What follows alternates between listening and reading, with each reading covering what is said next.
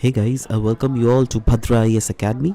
Today, the date is 30th of January 2024 और स्वागत है आप सबका डेली करंट अफेयर्स के न्यूज़ एनालिसिस के डिस्कशन पे। तो चलिए शुरुआत करते हैं। हम अपना सबसे पहला न्यूज़ हम लोगों ने लिया है अपने असम ट्रिब्यून के आर्टिकल सेक्शन से, दैट इज़ एडिटोरियल सेक्शन से। यहाँ पर बात की गई है मटरनल हेल्थ स्टेटस के बारे में इन असम के tea gardens. Now health status अगर देख लीजिएगा वुमेंस का इन टी गार्डन एरियाज, ये अनडाउटेडली बहुत ही लंबे समय से एक मैटर ऑफ कंसर्न था।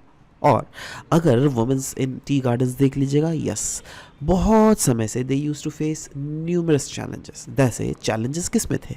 हेल्थ सेक्टर में। चैलेंजेस किस में है? poverty, yes, there are many women who are absolutely poverty related। और एजुकेशन सेक्टर तो है ही एक ऐसा सोशल फैक्टर जहाँ पे चैलेंजेस बहुत ज़्यादा है। इनफैक्ट इस आर्टिकल में कुछ कुछ फैक्ट्स दिए गए हैं, कुछ कुछ इश्यूज दिए गए हैं, गवर्नमेंट के इनिशिएटिव्स दिए गए हैं और बतलाया गया है दैट हम लोग को क्या क्या फ्यूचर में करना चाहिए जिससे इन चैलेंजेस से हम लोग निजात पा सके। तो चलिए डिस्कस करते हैं। सबसे पहले बोला गया है टी कम्युनिटी। अनडाउटेडली अगर असम में देख लीजिएगा, yes, Tea community is one of the marginalized and one of the most socially excluded community in Assam। Tea community, ये वो community की बात कर रहा हूँ जो which adjoins the various communities, various tribal communities जो क्या central India and eastern India से माइग्रेट किया था उन्होंने असम रीजन पे, राइट। और ये तब का समय है जब टी की लेबरर्स की ज़रूरत थी असम में, राइट। तो तब इनको इनकॉर्पोरेट करवाया गया।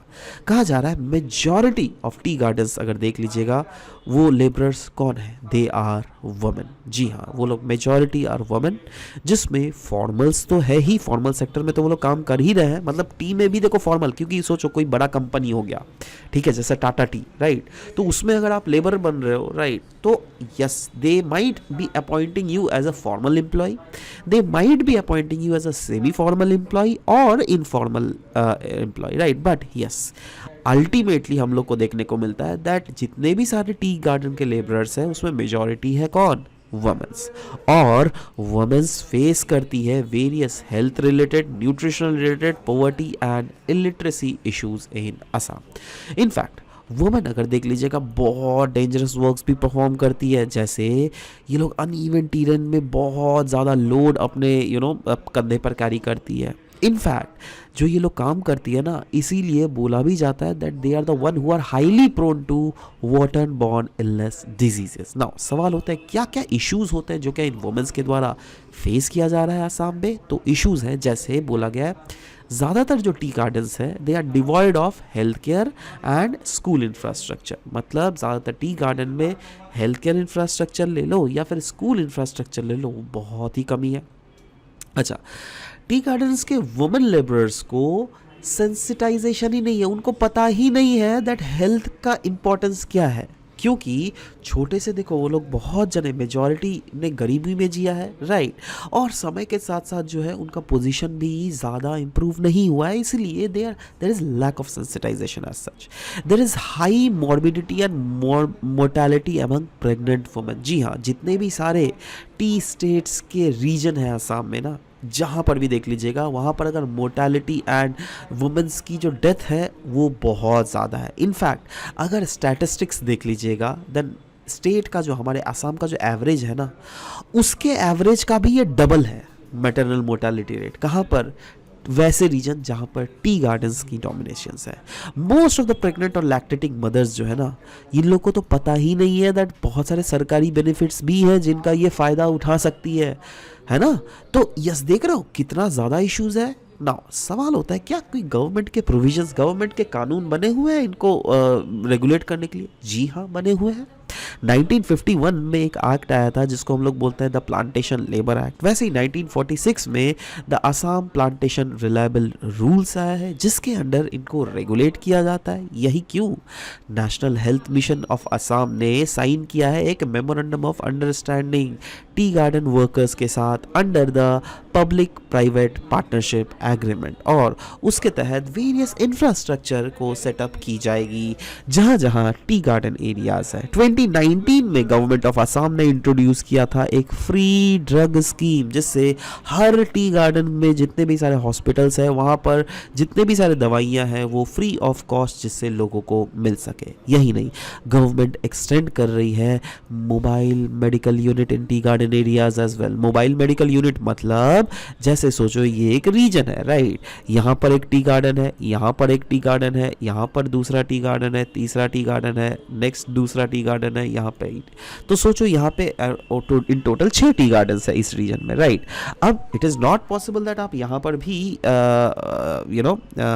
हॉस्पिटल खोले, यहाँ पर भी hospital, right, it is not possible, right. तो इसलिए फैसिलिटेट करवाया जाता है मोबाइल मेडिकल यूनिट, मतलब एक गाड़ी में, एक कैरावान में, बड़ा सा कैरावान में एक गाड़ी रहेगा जो क्या हर एक टी स्टेट में घूमेगा, और कहीं पर भी अगर किसी को भी टी वर्कर्स को अगर कोई भी प्रॉब्लम्स आती है तो यस, वो प्रॉब्लम्स जो है इस मोबाइल मेडिकल यूनिट में ही कवर किया जाएगा। यही नहीं, एक बहुत बड़ा जो हेल्प जो गवर्नमेंट के द्वारा दिया जाता है स्पेसिफिकली टी गार्डन्स के pregnant women and lactating mothers को जो दिया जाता है, उस स्कीम का नाम है वेज कंपनसेशन स्कीम, जिसके तहत 4 इंस्टॉलमेंट में अलग अलग फेजेस में, जैसे आप कुछ कोई प्रेग्नेंट हो गई, राइट, तो उनको रजिस्ट्रेशन करवाना, केयर लेना, इंस्टीट्यूशनल डिलीवरी करना, और उसके बाद बच्चों का जब नामकरण करवाते हैं ना उसका रजिस्टर करना। तो 4 फेजेस है, 4 फेजेस में 3 हज़ार करके इन टोटल 12,000 रुपये दिए जाते हैं under this wage compensation scheme. किनको?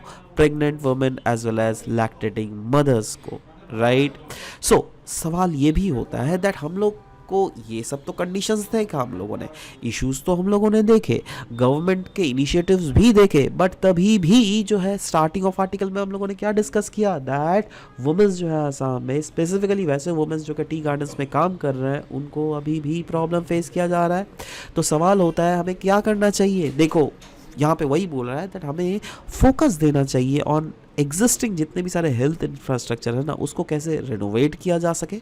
In fact there is a need to purchase the medical equipments, और साथ ही साथ हमको ऑगमेंट करना पड़ेगा सर्विस डिलीवरी। यही नहीं, प्रिवेंटिव और केयर सर्विसेज ले लो, या फिर जो भी केयर सर्विसेज अभी कंटिन्यूटी में है उसको हमको कंटिन्यूसली आगे बढ़ाते रहना है, ठीक है। चलो हम लोग डाउन टू अर्थ का ये आर्टिकल डिस्कस करेंगे, जहाँ पे हम लोग बात करेंगे कुम्की एलिफेंट्स के बारे में। नाउ उड़ीसा स्टेट एक ऐसा स्टेट है जहाँ पर human animal conflicts, elephant conflicts बहुत ज़्यादा होता है, और इस बढ़ते हुए ह्यूमन और एनिमल कॉन्फ्लिक्ट को देखते हुए स्टेट गवर्नमेंट ऑफ उड़ीसा ने रिक्वेस्ट किया है तमिलनाडु के माहौल से दैट तमिलनाडु अपने 4 कुम्की एलिफेंट्स और उनके माहौल के साथ उड़ीसा में भेजे। नाउ सवाल होता है यार एनिमल कॉन्फ्लिक्ट को बचाने के लिए फिर ये एलिफेंट्स को क्यों लाया जा रहा है। देखो क्योंकि इसकी फ़ायदा है। देखो कुम्की एलिफेंट्स ये बहुत ट्रेंड एलिफेंट्स होते हैं, है ना, और इनको ऐसे ही ऑपरेशंस के लिए यूज़ किया जाता है जैसे वाइल्ड एलिफेंट्स होते हैं ना, उनको ट्रैप करने के लिए, उनको रेस्क्यू या फिर ट्रैंकुलाइज करने के लिए ही इन एलिफेंट्स को यूज़ किया जाता है। नाउ ये जो मूव है, इस मूव का एम मेनली यही है दैट कैसे स्ट्रैटेजिकली डिप्लॉय किया जा सके कुम्की एलिफेंट्स को इन कॉन्फ्लिक्ट प्रोन एरियाज, जिससे रिड्यूस किया जा सके damage to crops, human habitation, और साथ ही साथ जो लाइव्स के जो पोटेंशियल लॉस होते हैं उसको भी कैसे रिड्यूस किया जा सके। नाउ नेक्स्ट, दुनिया का पहला मलेरिया वैक्सीन प्रोग्राम, जी हाँ, कैमरून जो कि एक अफ्रीका का देश है। जी हाँ, देखो ये है अफ्रीका, दिख रहा है ना। अब ये जो है ना इसी का जूम इन वर्जन है, और यहाँ पर आपको दिख रहा है ग्रीन कलर में जो कंट्री है, इसको हम लोग बोलते हैं कैमरून ने स्टार्ट किया दुनिया का पहला malaria vaccine program for children. Now ये जो वैक्सीन है इसका नाम है मॉस्क्विरिक्स। इसको इंडोर्स किया गया है बाय वर्ल्ड हेल्थ ऑर्गेनाइजेशन, और वर्ल्ड हेल्थ ऑर्गेनाइजेशन खुद बोलती है दैट ये 30% इफेक्टिव है। मतलब पूरा तो 100% तो नहीं है, मतलब इसमें 70% मैं बोल सकता हूँ दैट इम्परफेक्शंस है, राइट। सो वही बोला गया है दैट ये जो कैंपेन है ना, ये कंसिडर करती है एक milestone in fight against malaria in Africa, जहाँ पे, और अफ्रीका ये वैसा कॉन्टिनेंट है जो क्या अकाउंट करता है 95% of global malarial death, right now ये जो वैक्सीनेशन एफर्ट दिए जा रहा है ना, ये है part of the broader initiative by Gavi, जो क्या इन्वॉल्व कर रही है 20 अदर अफ्रीकन कंट्रीज को भी, और होप कर रही है दैट इम्यूनाइज हो सके over 6 million children by the year 2025। Since the year 2015 9 countries को सर्टिफाई किया गया है बाय वर्ल्ड हेल्थ ऑर्गेनाइजेशन के director general as malaria free, जिसमें आते हैं Maldives, Sri Lanka, Kyrgyzstan, Paraguay, Uzbekistan, Argentina, Algeria, China and El Salvador. दोस्तों एक आपसे क्वेश्चन पूछूं, एक काम कर सकते हो, आप नीचे कमेंट सेक्शन में लिखो मालदीव्स, दूसरा पॉइंट लिखना श्रीलंका, तीसरा किर्गिस्तान, चौथा पैराग्वे, और आप नीचे में बताना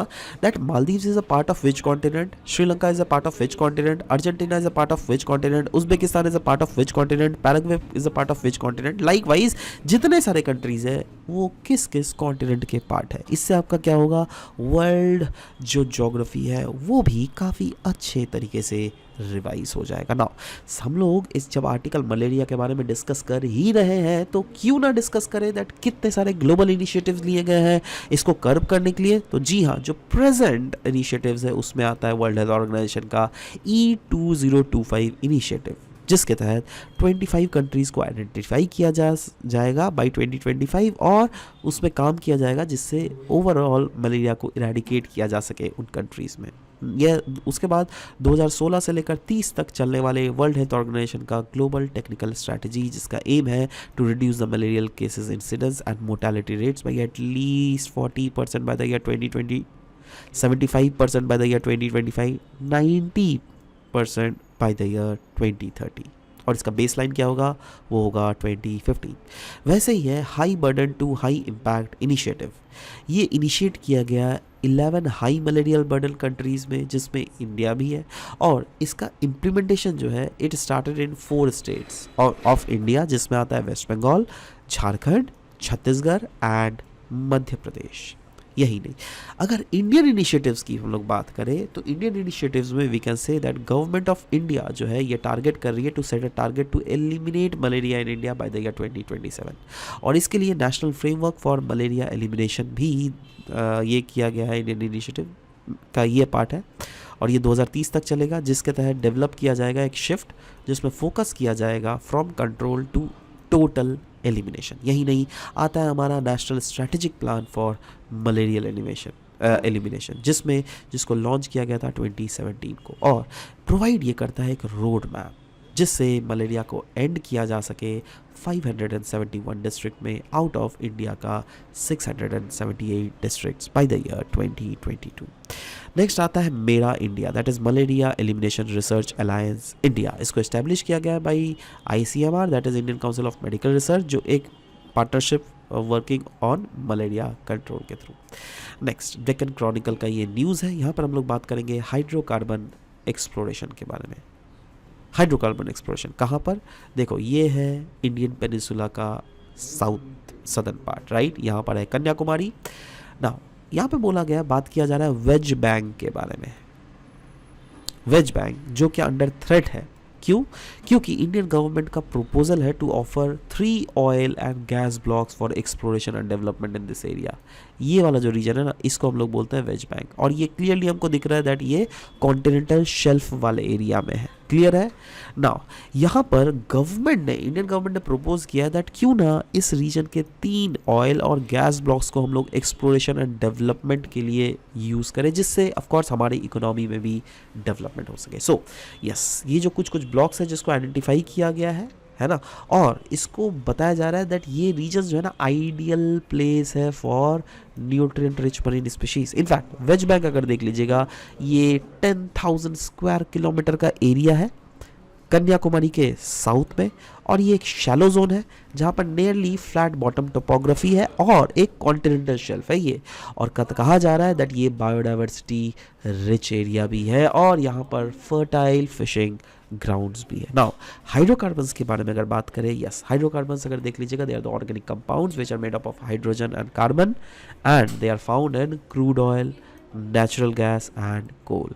हाइड्रोकार्बन एक्सप्लोरेशन अगर देख लीजिएगा, yes, it is a search of deposits of hydrocarbon जैसे petroleum and natural gas in earth crust. और इसीलिए तो जितने भी सारे कॉन्टिनेंटल शेल्फ जोन देख लीजिएगा वहाँ पर ये हमें बहुत ज़्यादा देखने को मिलता है। नेक्स्ट हम लोग बात करेंगे UNRWA which stands for United Nations relief and work agency for Palestinian refugee. Now ये अचानक से न्यूज़ में कैसे है?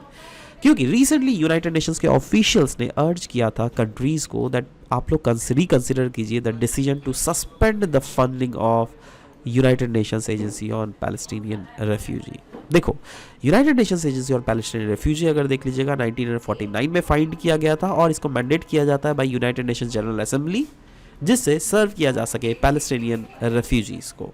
इसका ऑब्जेक्टिव क्या है? इसका ऑब्जेक्टिव है दैट कैसे एड प्रोवाइड किया जा सके to about 7 lakh Palestinians who were forced to leave their home during the 1948 Arab Israel war. और ये एक सर्विस ऑफर करती है टू कुछ सर्टेन अदर पर्सन्स जो क्या रिक्वायर करती है humanitarian assistance on the emergency basis. ठीक है, इसको फंड किसके द्वारा किया जाता है? बाई वॉलंटरी कॉन्ट्रीब्यूशंस होती है डोनर स्टेट्स का, और एक limited subsidy for administrative cost from United Nations भी प्रोवाइड किया जाता है। एरियाज कवर्ड, यस, ये ऑपरेट करती है गाज़ा में, इजरायली ऑक्यूपाइड वेस्ट बैंक में, as well as different other countries जिसमें लेबनान, सीरिया और जॉर्डन भी आती है।